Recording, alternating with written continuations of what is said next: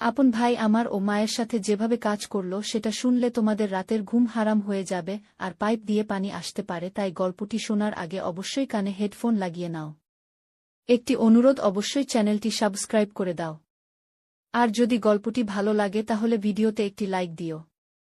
সকালের আলো জানালার ফাঁক দিয়ে ঘরে ঢুকছিল, আমার চোখে সেই আলো পড়তেই ঘুমটা ভেঙে গেল। পাশে তাকিয়ে দেখলাম ভাই গভীর ঘুমে, মা ওর কাঁধে মাথা রেখে শুয়ে আছে। আমার বুকের ভেতরটা একটু কাঁপল, ওকে দেখে এত শান্ত লাগছিল যেন কিছুতেই বুঝতে পারছিলাম না ঠিক কি করছি। তারপরও মন চাইল আরেকটু কাছে যাই।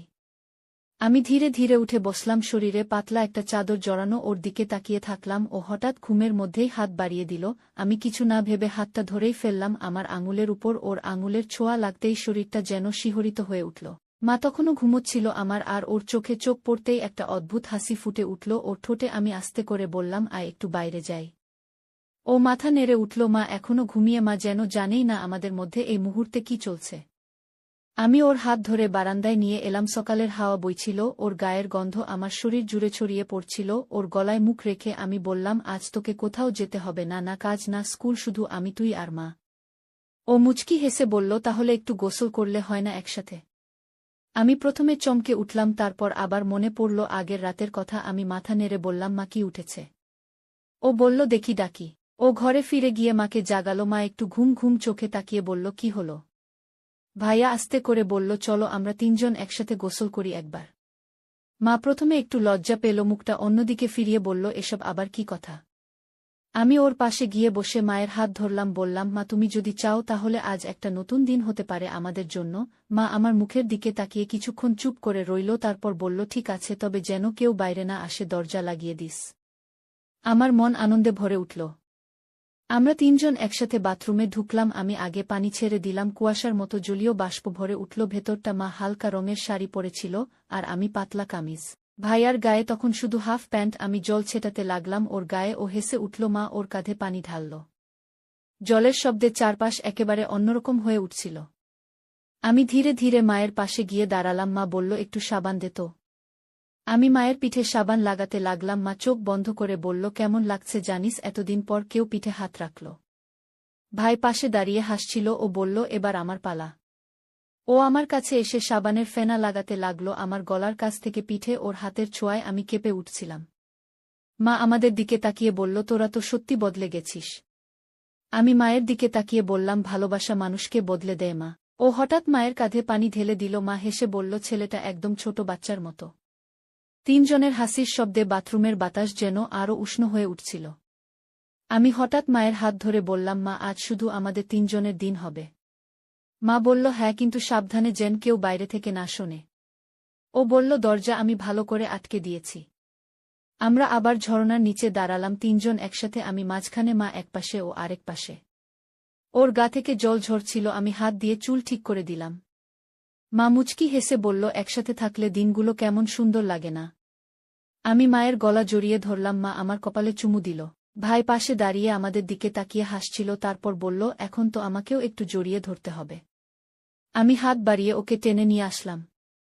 তিনজন একসাথে ঝরনার নিচে দাঁড়িয়েছিলাম, চোখে চোখ রেখে, মনে হচ্ছিল যেন এই মুহূর্তটা কখনো শেষ না হয়। আমি আর ভাই একে অপরের গা ঘেঁষে দাঁড়িয়েছিলাম। ঝরনার নিচে জল পড়ছিল, মাথার উপর থেকে গড়িয়ে বুকের উপর দিয়ে নিচে নামছিল। আমার কাঁধ ভিজে যাচ্ছিল, আর ওর গায়ের উষ্ণতা যেন জলের চেয়েও গরম ছিল। মা তখন পাশে দাঁড়িয়ে চুলে শ্যাম্পু লাগাচ্ছিল। আমি আস্তে করে মায়ের দিকে এগিয়ে গেলাম, বললাম, মা তোমার চুলে ফেনা একটু আমি ধুয়ে দিই। মা একটু চমকে উঠেছিল, তারপর মাথা নিচু করে দাঁড়ালো। আমি দুই হাতে মায়ের মাথায় জল ঢালছিলাম, আঙুল দিয়ে ফেনাগুলো ধুয়ে দিচ্ছিলাম। মায়ের চোখ বন্ধ ছিল, যেন একটা শান্তি খুঁজে পাচ্ছিল। ও তখন পাশে এসে দাঁড়ালো, বলল, এবার আমি তোদের দুজনকে পরিষ্কার করব। আমি আর মা হেসে তাকালাম ওর দিকে। ও মায়ের পিঠে পানি ছুঁইয়ে দিল। মা একটু সরে দাঁড়ালো, বলল, আয় রে রিমি, এবার তোর পালা। ও আমার গলার কাছে এসে দাঁড়ালো আর এক হাত দিয়ে ঝরনার জল আমার গায়ে ছিটিয়ে দিতে লাগল। আমি একটু কেঁপে উঠছিলাম, শরীরে যেন একটা শিহরণ বয়ে যাচ্ছিল। মা আমাদের দুজনকে দেখে হেসে বলল, এখন তো তোদের দেখে মনে হচ্ছে ছোটবেলার মতো তিনজনে গোসল করছিস। আমি বললাম, মা এখন তো আরও বেশি ভালো লাগে তিনজনে একসাথে থাকলে। ও আমার পেছনে এসে দাঁড়াল আর চুলের ভেতর দিয়ে হাত চালিয়ে বলল, রিমি, তোর চুলে তো দারুণ একটা ঘ্রাণ আছে। আমি চোখ বন্ধ করে বললাম, তুই থাকলে সবকিছু সুন্দর লাগে। মা তখন আমাদের পাশে এসে দাঁড়ালো, ওর কাঁধে হাত রাখল, বলল, আমি চাই এই মুহূর্তটা যেন কখনো না হারাই। তিনজন মিলে আমরা একটা মোটা তোয়ালে বিছিয়ে বসলাম। ঝরনার ধারে জল গড়িয়ে চলছিল, আর চারপাশে একটা গা ভেজা গন্ধ। আমি মাঝখানে বসেছিলাম, ও আমার এক পাশে, মা আরেক পাশে। মা বলল, তোদের দেখে আমার নিজের পুরনো দিনগুলো মনে পড়ে যাচ্ছে। আমি মায়ের দিকে তাকিয়ে বললাম, মা, আজ তুই শুধু মা না, তুই আমাদের ভালোবাসার সবচেয়ে আপন মানুষ। মা আমার গাল ছুঁয়ে বলল, রিমি, তুই এতটা বুঝে গেলি কবে? ও তখন আমার পেছন থেকে জড়িয়ে ধরল, গলার কাছে মুখ রেখে বলল, আমি তোদের ছায়ে থাকতে চাই সারা জীবন। আমি ওর হাতটা চেপে ধরলাম। মা আমাদের দুজনকে জড়িয়ে নিল। জলের শব্দ আর নিঃশ্বাসের শব্দ মিলেমিশে এক অদ্ভুত আবেশ তৈরি করছিল। আমি চোখ বন্ধ করে ওর বুকের সাথে ঠেস দিয়ে বসেছিলাম, ওর স্পর্শে শরীরটা কেঁপে উঠছিল। মা আমার চুলে হাত বুলিয়ে বলল, ভয় পাবি না, আমরা তো তোকে ভালোবাসি। ও মায়ের দিকে তাকিয়ে বলল, মা, তুমিও আমার। মা একটু থেমে বলল, তুই আমাদের ভালোবাসা ভাগ করে নে। আমি বললাম, তুই তো দুইজনের মাঝখানে সেই আগুন, যার পাশে বসলে ঠান্ডাও লাগে না, গরমও না, শুধু একটা শান্তি। ওর মুখে একটা মুচকি হাসি। আমি ওর দিকে মুখ বাড়িয়ে দিলাম, ও আমার কপালে একটা চুমু খেল। মা বলল, আজকের এই সকাল যেন সারা জীবন মনে থাকে আমাদের। আমি বললাম, তিনজনের শরীর ভিজে থাকলেও মনের ভেতর যেন একরাশ উষ্ণতা জড়িয়ে আছে। ও বলল, আমি চাই এই সকাল শেষ না হোক। মা বলল, তোর এই কথার জন্য তোকে আবার একটা চুমু প্রাপ্য। মা ওর কপালে একটা চুমু খেল, আমি ওর গলায় মুখ রাখলাম। আমরা তিনজন বসেছিলাম ভিজে শরীরে, একে অপরের গায়ের খুব কাছে।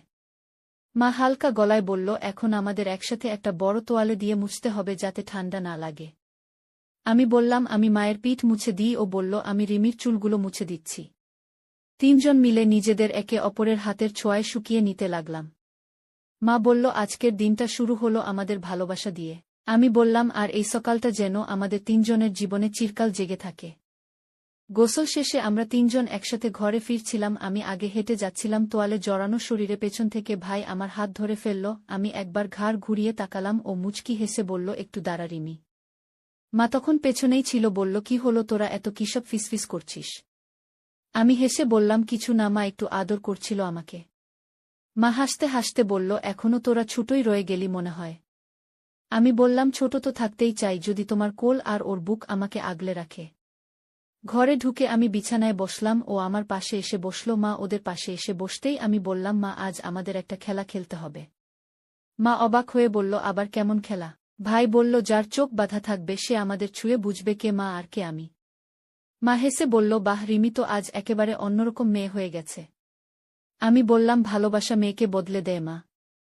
ওর চোখে রুমাল বেঁধে দিলাম। ওর দৃষ্টি একেবারে অন্ধকার, ও মুখে শুধু একটা মুচকি হাসি।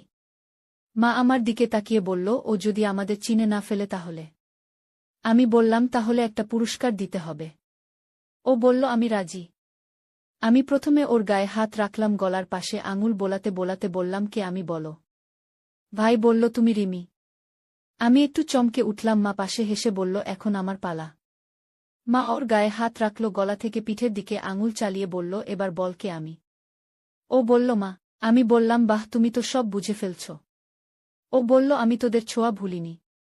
আমি রুমাল খুলে দিলাম। ওর চোখে আলো পড়তেই আমার দিকে তাকিয়ে হাসল। মা বলল, এবার তোর পালা, চোখ বেঁধে রাখি। ভাই রাজি হয়ে মাথা নিচু করল। আমি আর মা মিলে ওর চোখে কাপড় বেঁধে দিলাম। এবার শুরু হলো সত্যি খেলা। আমি মায়ের হাত ধরলাম, দুজন একসাথে ওর গা ছুঁয়ে দিলাম। আমি গলার পাশে মুখ রাখলাম, মা পিঠে হাত রাখল।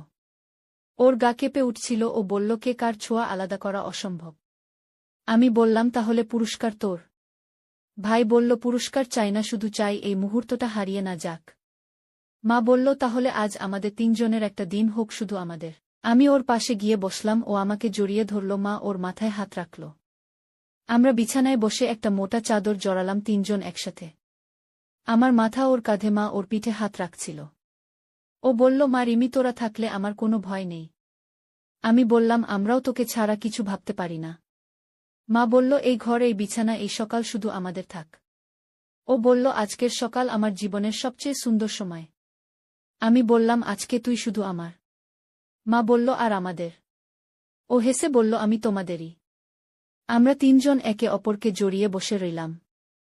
ঘরের বাতাসে তখন শুধু নিঃশ্বাসের শব্দ আর ভালোবাসার স্পর্শ। মা আমার কপালে চুমু খেল। আমি ওর গালে মুখ রাখলাম। ও আমার গলার নিচে চুমু খেল। তিনজনের শরীর একে অপরের গা ছুঁয়েছিল। আমার চোখে তখন শান্তি। মা বলল, রিমি তুই যে এতটা নিজের মানুষ হয়ে উঠবি আমি ভাবিনি।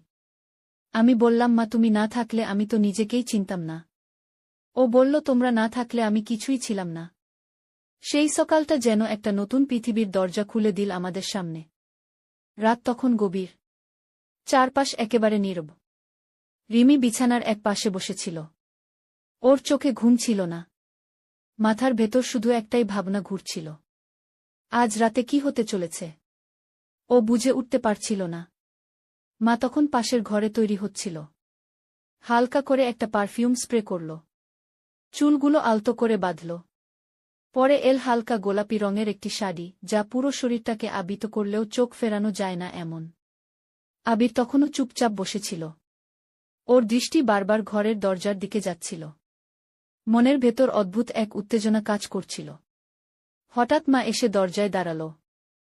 রিমিকে একবার তাকাল। তারপর আস্তে করে বলল, চল আজ রাতটা আমাদের হবে। রিমির বুকটা ধক করে উঠল। ওর চোখে পানি চলে এলো।